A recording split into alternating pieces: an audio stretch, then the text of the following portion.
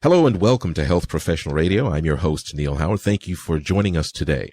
Our guest in studio today is Dr. Leah Curtin, hailed as a living legend by the American Academy of Nursing in 2009 for her extraordinary influence and career in training and helping nurses to improve the quality of patient care, especially from the nurses' standpoint, while being loyal and doing what they consider to be right in a world where sometimes there's so much gray area that you can't navigate. How are you doing today, Dr. Curtin?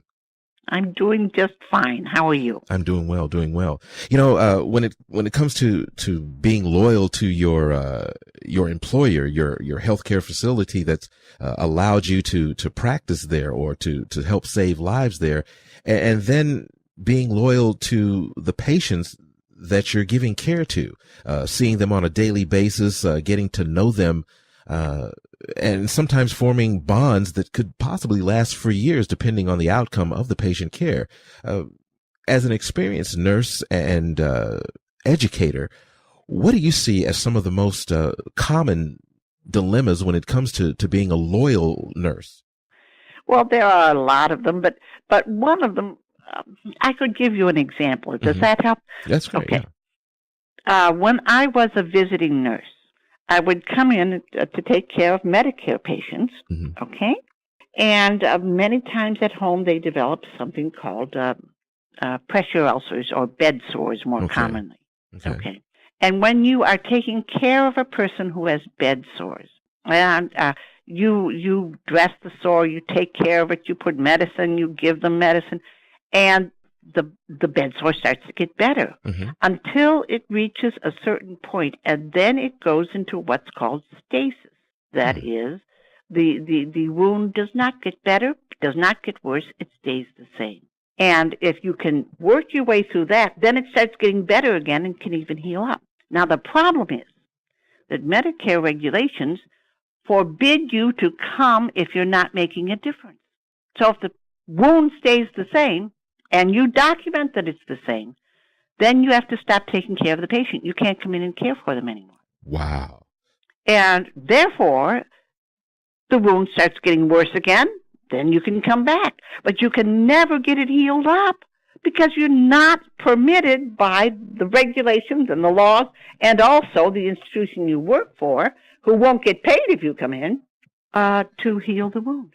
Now, aren't some of these things addressed when legislators get together and they're talking about, especially now with healthcare reform in full effect, aren't some of these things being addressed? No. Not at all.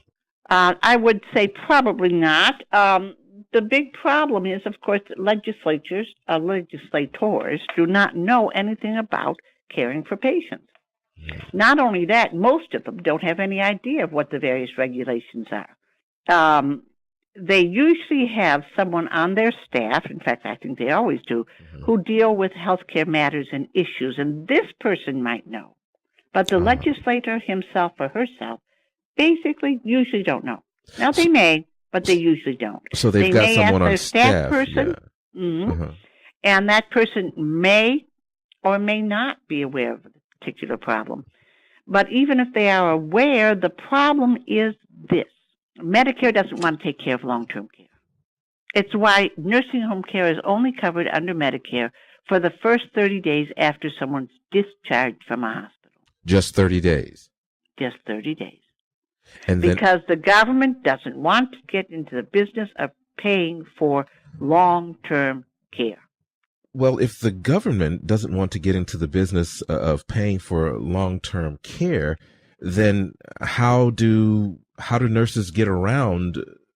How do you take care of patients? How do you keep us alive? Well, the problem is you either have to lie on your chart, that is the data that you keep, which, by the way, is against the law, which is considered fraud, which can get you put in jail, which can certainly make you lose your license to practice, you see, or you stop coming in to take care of the patient.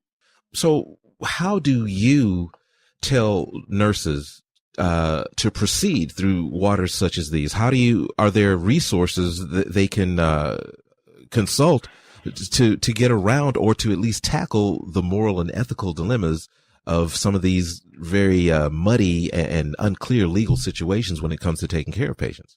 Well, this is where the nursing organizations and medical associations and so on come into play, because by working together with those within your profession in an organized fashion, you can begin to have some impact on the legislators. Because you can come in, you can pay for lobbyists, you can come in and talk about these problems, and that's the only possibility of getting the law changed. Well, what do you see in your experience? What is the consensus of folks that think that being loyal to the institution or to the patient, one or the other, is more important? Oh, there's no question. Nurses, and particularly through the Code for Nurses, are very clear on this issue. Our primary obligation is always to the patient. But when we're talking about following the money, when we're talking about following the money, yes, you're bound by your employer, and each employer may have different rules or regulations depending on the state that they're in, or depending on, I guess, the administrator. The administrator's whim. Or I wouldn't say whim, but I do think that there are certainly institutions that have much more patient-friendly, can you say, I guess an atmosphere than others do. Though I don't think you'll find any institution or agency that delivers healthcare services that's going to say they don't place the patient first. But the problem is this, and if I could just go through this real quickly. The problem is if you don't have any money, you don't have any mission, you don't keep your doors open. The problem is also that we have radically changed health. There was the time when the nurse was completely devoted to the patient, the physician was completely devoted to the patient, and so on. The nuns who ran a hospital or something were completely devoted to the patient. Well, now what do we have? We have corporations, many of which are owned by investors who want to maximize profits. And we buy drugs from drug companies that are owned by investors who want to maximize profit. And we get equipment from corporations that are owned by investors that want to maximize profit. And we have hospitals that are owned by investors that want to maximize profit. And we have long-term care agencies who are owned by investors who want to maximize profit. And all of these develop contracts with each other. And where is the patient? Stuck in the middle. Not even stuck in the middle. Not even discussed. You've been listening to Health Professional Radio. I'm your host, Neal Howard. We've been in studio today talking with Dr. Leah Curtin, executive editor of the American Nurse Today, the official journal of the American Nurses Association, and a clinical professor of nursing at the University of Cincinnati College of Nursing and Health. And she's been here with us today discussing the problems that arise when doing what is good and doing what is right in the nursing world conflict.